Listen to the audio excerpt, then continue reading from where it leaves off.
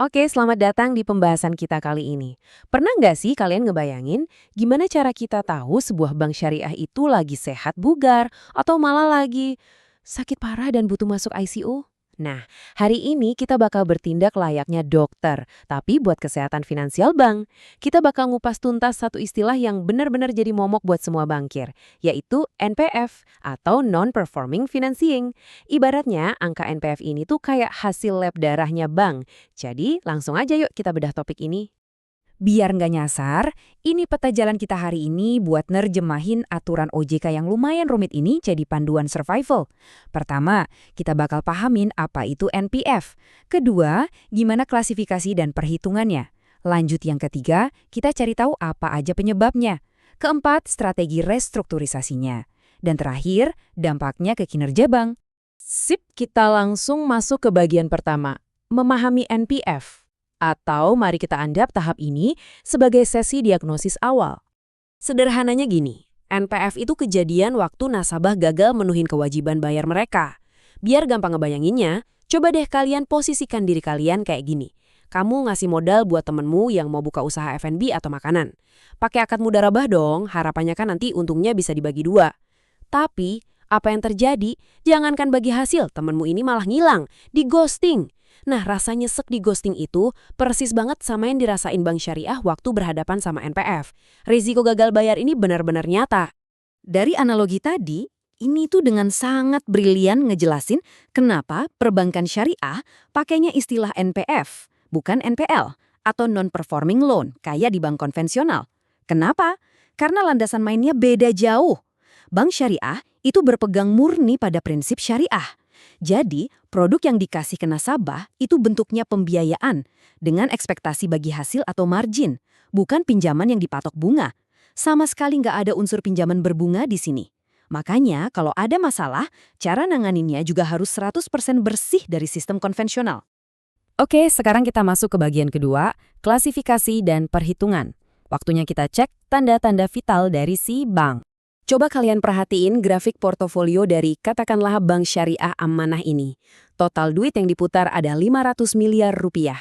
Kelihatannya sih aman ya, karena sebagian besar sekitar 470 miliar itu statusnya lancar. Tapi jangan lengah, coba lihat irisan kecil di situ. Ada pembiayaan kurang lancar atau call 3 sebesar 15 miliar, lalu yang diragukan atau call 4 ada 8 miliar, dan yang paling parah nih, kategori macet di call 5 sebesar 7 miliar. Kalau kita iseng jumlahin ketiga kategori yang bermasalah ini, 15 tambah 8 tambah 7, yap, kita ketemu angka 30 miliar rupiah dana yang nyangkut. Nggak sedikit kan? Terus apa arti angka 30 miliar tadi?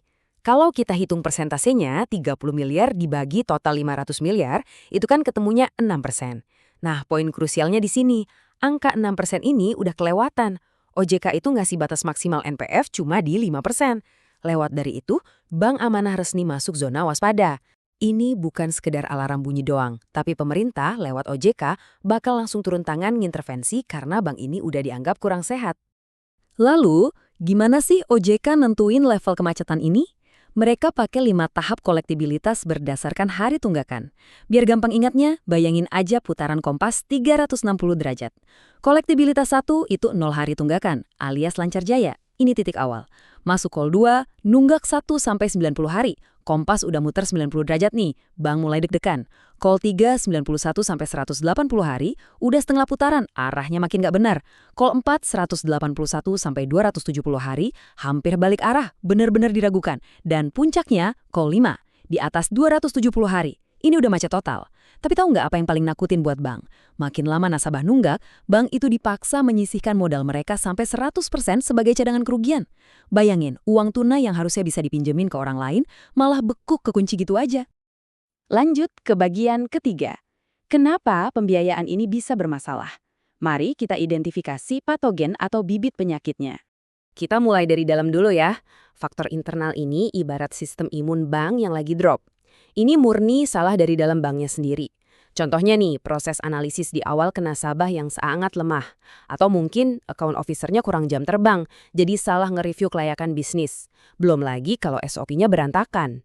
Tapi yang paling bahaya dari semuanya itu moral hazard, yaitu waktu ada oknum yang sengaja manipulasi data demi keuntungan pribadi. Oh iya, naruh telur di satu keranjang juga bahaya. Maksudnya, kalau bank ngasih pembiayaan terlalu numpuk di satu sektor industri aja, begitu industrinya anjlok, banknya bakal ikut nyungsep. Selain dari dalam, pastinya ada faktor eksternal. Guncangan dari luar yang seringkali di luar kendali bank. Bisa jadi nasabahnya dari awal emang punya karakter buruk dan nggak niat bayar, atau usahanya kena musibah alam. Tapi ancaman yang paling bikin merinding itu krisis makroekonomi. Kalian pasti ingat kan masa-masa awal pandemi COVID-19 kan? Waktu itu kacau balau banget. Sektor UMKM, pariwisata, transportasi, omsetnya terjun bebas sampai 80%. Kejadian itu benar-benar memaksa OJK ngeluarin aturan darurat buat menyelamatkan industri perbankan kita dari hantaman tsunami NPF. Nah, biar nggak keburu sakit parah, bank butuh tameng peringatan dini. Dan tameng pelindung ini namanya prinsip 5C. Ini obat pencegah yang paling manjur. Pertama, karakter, ngebaca reputasi nasabah. Kedua, capacity, buat ngukur bisa nggak sih dia jalanin usahanya secara operasional. Ketiga, kapital, seberapa besar modal yang disetor sendiri. Keempat, collateral, jaminannya ada nggak nih kalau tiba-tiba gagal bayar. Dan terakhir, condition, ngelihat prospek ekonominya ke depan gimana. Kalau 5 tameng ini dites ketat dari awal, percaya deh, resiko pembiayaan macet itu bisa ditekan drastis banget. Tapi gimana kalau nasinya udah telanjur jadi bubur? Kita masuk ke bagian keempat, strategi restrukturisasi syariah. Ini adalah rencana pengobatan kita. Kayak di rumah sakit, pengobatan itu dimulai dari dosis ringan dulu. Langkah pertama, reschedule atau penjadwalan ulang. Bank ngasih kelonggaran waktu biar angsuran per bulannya lebih kecil, ngasih ruang napas buat arus kas nasabah. Kalau masih ngos-ngosan, lanjut ke reconditioning. Di tahap ini, bank bakal ngotak-ngatik struktur margin atau porsi bagi hasilnya biar beban nasabah berkurang. Nah, kalau ternyata kondisinya udah krisis banget, baru deh bank ngelakuin tindakan bedah besar yang namanya restructuring. Ini bisa lewat suntikan modal baru atau ngubah utang nasabah jadi saham kepemilikan. Tapi ingat, di tengah semua upaya penyelamatan itu, ada satu aturan emas yang sifatnya harga mati, sesuai fatwa DSN MUI. Restrukturisasi itu sama sekali nggak boleh ada unsur ribanya. Kalau bank konvensional, mungkin bisa dengan gampangnya nambahin bunga di atas tunggakan. Kalau di bank syariah, nggak bisa. Nggak boleh nambah-nambah margin baru di atas utang lama. Bahkan denda keterlambatan aja jatuhnya harus jadi dana sosial atau infak, bukan diakui sebagai pendapatan bank. Prinsip etika ini benar-benar harus tegak lurus, sekrisis apapun kondisinya. Oke, sekarang kita sampai di bagian kelima, dampak pada kinerja bank. Mari kita lihat prognosis akhir terhadap tubuh bank kalau penyakit NPF ini dibiarin berlarut-larut. Coba kalian perhatiin tabel indikator keuangan ini. Efek dominonya tuh ngeri banget. Angka NPF tinggi itu bukan sekedar statistik. Ingat kewajiban nyedangin modal sampai 100% tadi kan? Nah, cadangan kerugian ini secara harfiah bakal nyedot modal bank kayak vampir kehausan. Coba lihat. Return on Assets atau ROA dan Return on Equity alias ROE otomatis bakal terjun bebas karena laba bank habis tergerus buat pencadangan. Lebih parah lagi, rasio kecukupan modal atau CAR ikutan nyungsep. Kalau CAR udah turun, bank kehilangan amunisi. Mereka nggak cuma rugi karena uangnya macet, tapi juga kehilangan kemampuan buat nyalurin pembiayaan baru ke nasabah lain.